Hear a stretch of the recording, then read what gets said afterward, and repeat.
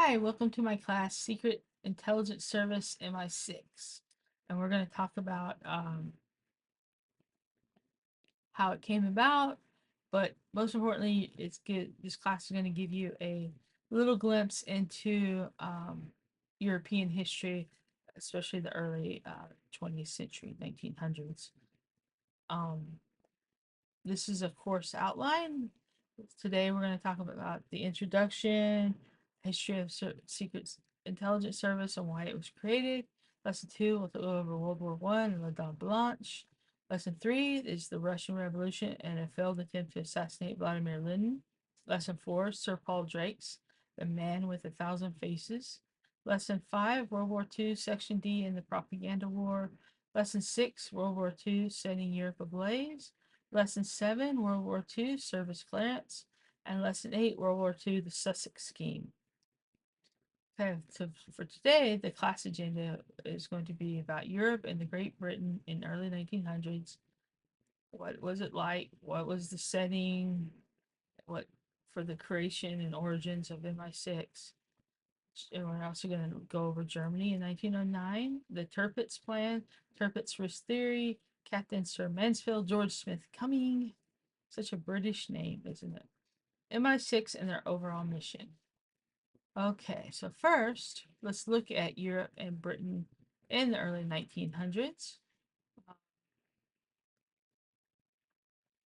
So this is Europe, and then I also have this kind of pulled up so you can kind of compare with today.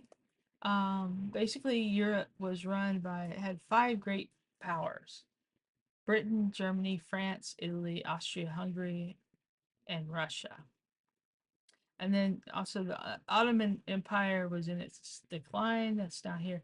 Had Turkey, uh, Bulgaria, um, sorry, Bulgaria, and then Romania and Serbia had just gotten their independence. Um, yeah, so definitely today, I think it's important, especially for people who may have been born even in the late 90s, early two, sorry, yeah, late 1990s and the early 2000s, Europe has remained fairly stable until Russia attacked Ukraine, um, trying to take claim that it is Russian. And Ukraine actually got its independence after the Soviet Union fell. So a lot of these countries right here, even in my lifetime, have changed when the Berlin Wall fell in 1989. Um, I don't, see, as you can see, they were all part of Russia back then. We have Austria Hungary right here, Germany, good part of Poland. So, anyway, the most important thing to know is that Europe basically was ruled by these five powers. Sorry, one, I can count six powers. Sorry. Um, so kind of keep in mind and think about would that mean? What does that mean when all this land and different ethnicities are ruled by five powers? And with that in mind, you also have to look at the British Empire. This is also it's the age of imperialism, and we can show you a map. This is just to give credit where credit is due. This was created by Jeremy Bray and December 18th, 2019. On the history of the British Empire. I love ArcGIS story maps. They're so cool. Let me one day make one. So the British Empire had been growing, as you can see from these maps. Not going to focus too much on it. This was the 1763 map. The parts in red, you had parts of North America, a little bit of India, Philippines, and then some in the Caribbean. So when you get down to by the 1900s, it had grown to all these dark blue spots. Yeah. Canada, more of India, Australia, Papua New Guinea, New Zealand, um, South Africa. I don't remember exactly which countries. This is part of Congo. This is part of the colonization. So, like from the 1600s to this time, they were actively colonizing the world. You know, Great Britain, France, Belgium. They were Spain. They were colonizing the world. So these are part of those colonies, and this is known as the Commonwealth. And it says here there were 14 very small overseas territories and 2.2 billion people in the Commonwealth countries. That's what the English, the Prime Minister, that's directly under the British Crown, and that's what the United Kingdom looked like at the part of the 1900s. So, so in the early 1900s, the British government was increasingly concerned about the threat to its empire posed by Germany's imperial ambitions. This led to scarce stories of German spies, and even the director of military operations was convinced that Germany was targeting Britain. These rumors proved to be overblown, but the Prime Minister at the time, Herbert Asquith, reacted to popular concern. He ordered the Committee of Imperial Defense to look into the matter, and they established a Secret Service Bureau in July 1909. So the SIS was more, and I got this information directly from the SIS website under history. So it's basically born out of uh, stories that weren't even necessarily true, and just to ease the concerns. So why would the probably was not helped by the fact that this guy, the German Empire the emperor at the time, Kaiser Wilhelm II, he was the grandson of Queen Victoria, who was queen of the British Empire from until 1901. Kaiser Wilhelm was very unstable and was not a very strong leader.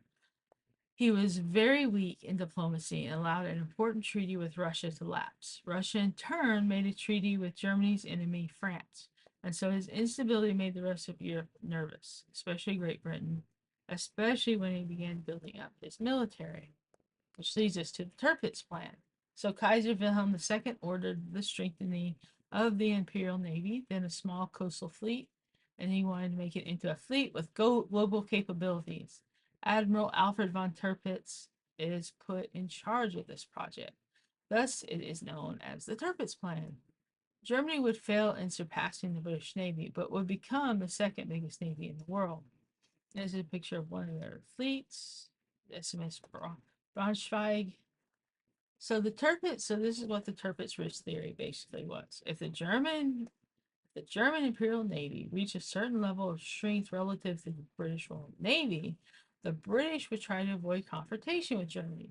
So if the two navies fought, the German Navy would inflict enough damage on the British that the latter ran a risk of losing their naval dominance.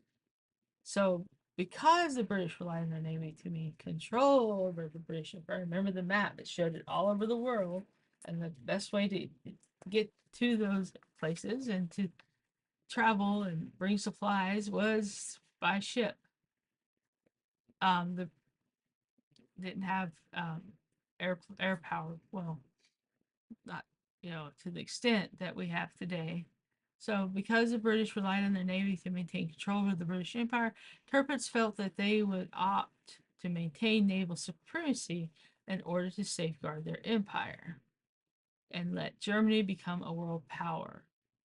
So, rather than lose the empire as at the cost of keeping Germany less powerful. So, this sparked a naval arms race between Germany and Great Britain in the first decade of the 20th century. So he was trying to push a reaction out of the British. So, and he failed. It was a nice try, I guess, but did not get the reaction he wanted. So politically and strategically, Tirpitz risk theory ensured its own failure.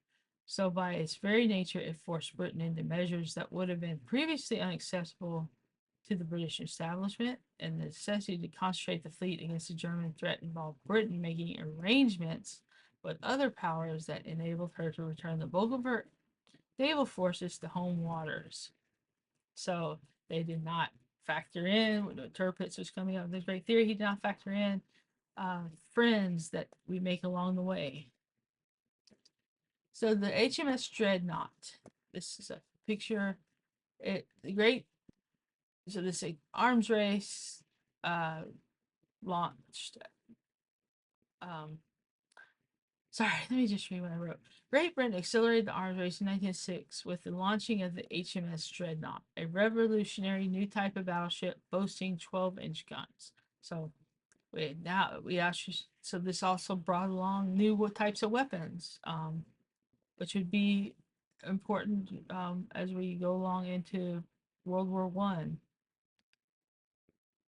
So MI6, as I mentioned before, it was created to spy because of their fear of the Germans. So I'm not sure why I wrote. But one kind of interesting thing is that the SIS was not officially acknowledged until 1994.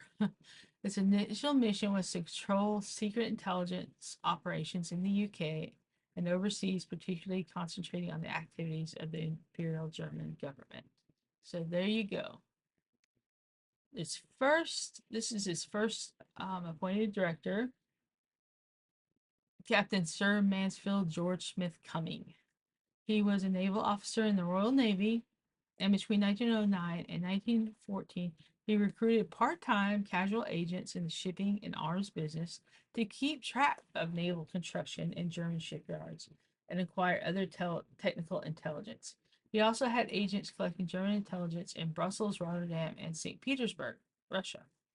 So one interesting kind of thing about him is that he had after a car accident which killed his son, he cut off his own leg to get himself out of the vehicle so that he could help his son.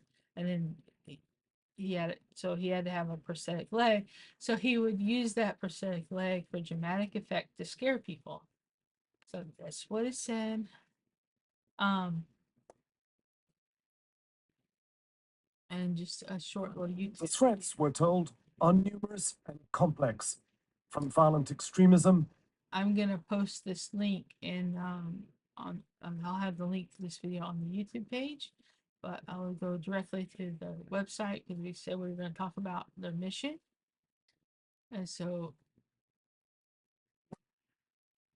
they also have another video there too. So it says here that we work overseas to help make the UK a safer and more prosperous place. Today, for over 100, For over 100 years, SIS has ensured the UK and our allies keep one step ahead of our adversaries. We are creative and determined using cutting edge technology and espionage. So their aims today, and you can think about this if this would be true in 1900s. We have three core aims: stopping terrorism, disrupting the activity of hostile states, and giving the UK a cyber advantage. So as you can see, their core aims have evolved with new threats, similar to the FBI's and the CIA's. We work closely with MI5, GCHQ, HM Armed Services, Her Majesty's Armed Forces, law enforcement, and a range of other international partners. Everything we do is tasked and authorized by senior government ministers and overseen by Parliament and independent judges. People who work for MI6 come from all walks of life with different skills, interests, and backgrounds. MI6 is an organization where integrity, courage, and respect are essential to what we do. We encourage and admire differences. Many MI6 staff are based overseas while others work from our headquarters in Vauxhall, London. Although our work is secret, everything we do is legal and is underpinned by the value that defines the UK. And then we're #secretly just like you. So thank you for tagging along for this class, and hope you'll continue to the next one.